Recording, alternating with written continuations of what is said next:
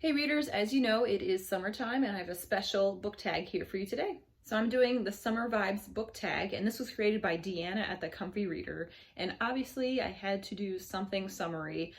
So usually when I go to the beach or the pool, I put my hair up in a bun because it gets naturally curly. So it's just easier to have it all the way up like that.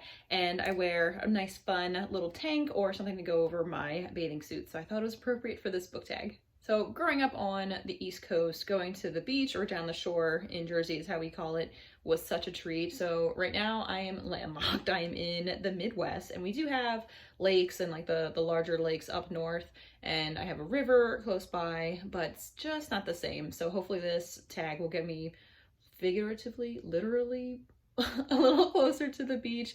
But I do have a pool in my neighborhood, so I'm able to use that. So I've been going pretty much over lunch or after work. They do close kind of early, so I only have like an hour or so after work to jump in. But if I can get to the water at some point, yes, I say water, I'm not even gonna say it the other way because that's just wrong. Yeah, I just have to get into the water. So here we go with this book tag. The first prompt is The Beach, a book set in a tropical area.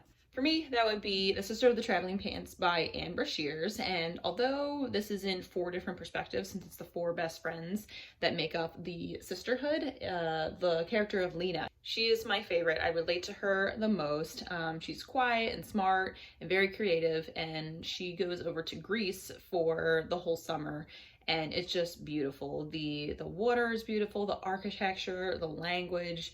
So this just brings me back, and it's a book based in summer, so how could you go wrong with that? The next prompt is Music Festival, a book set with music or about music.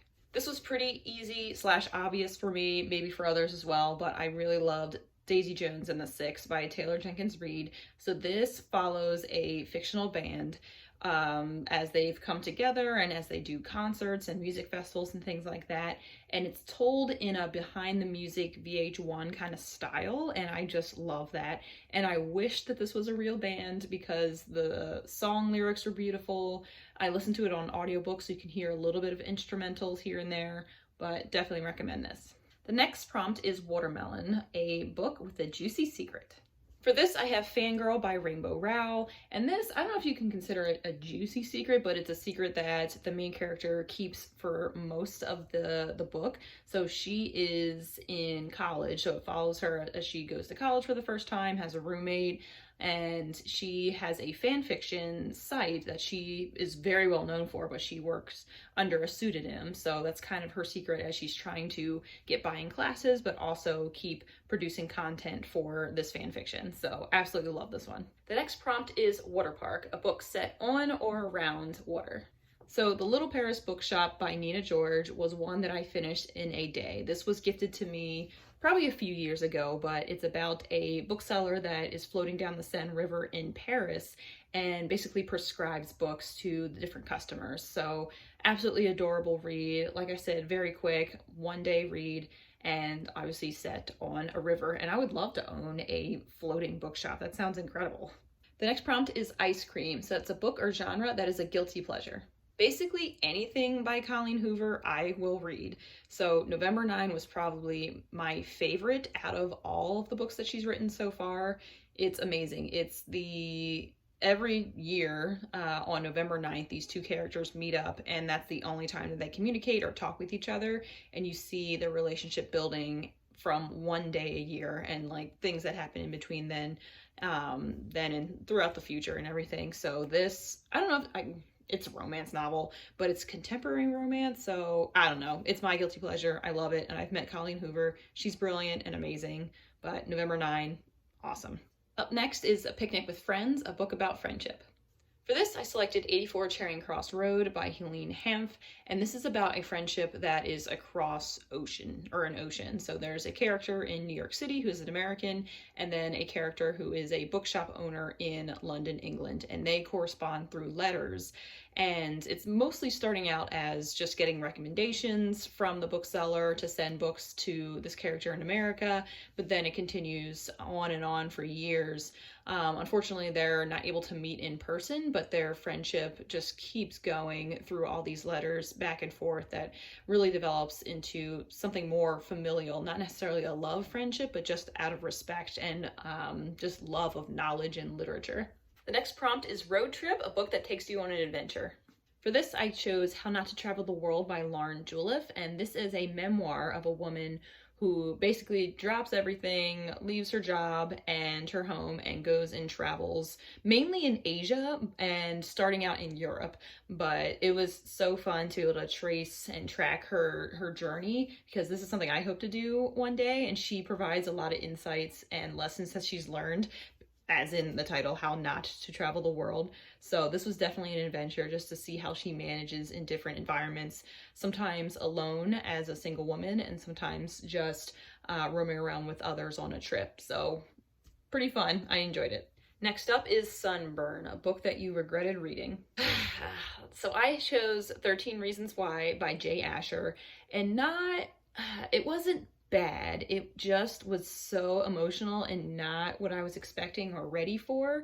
It is trigger warning about suicide and mental health, and I don't know, it was just a lot. And once I tried to watch the Netflix series, and I had to stop because I knew what was happening later in the book, and I know they have 3 other series, and I know that it brings up a lot of important topics to talk about, but I guess I just wasn't in the right headspace to read it at the time. And I did read it, but just more emotional than I was expecting, which books are, like I said, able to give emotions and bring things to light that need to be, and to be part of the conversation. So not necessarily regret, but just wasn't ready for at the time.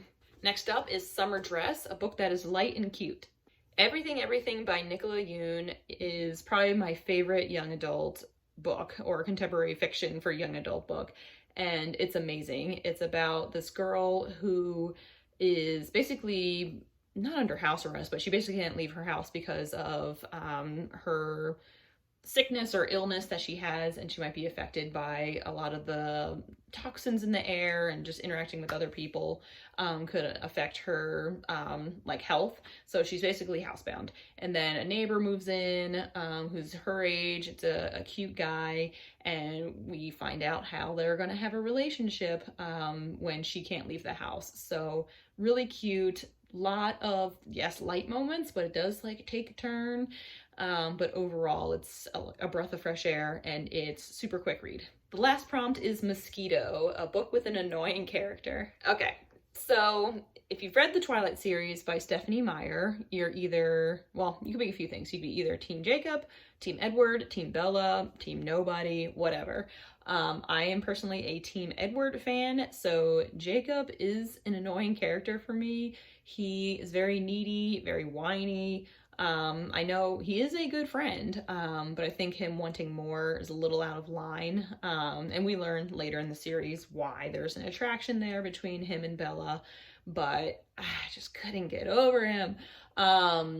I'm also going to be rereading Twilight in preparation for Midnight Sun, which is Twilight told in Edward's perspective, that comes out next month. So I'd be interested to see Edward's kind of perspectives of Jacob in that kind of sense. So it should be interesting. So there you have it. That is the Summer Vibes book tag. I was tagged by Booksr42 over on Twitter, and this was started by Deanna, the Comfy Reader.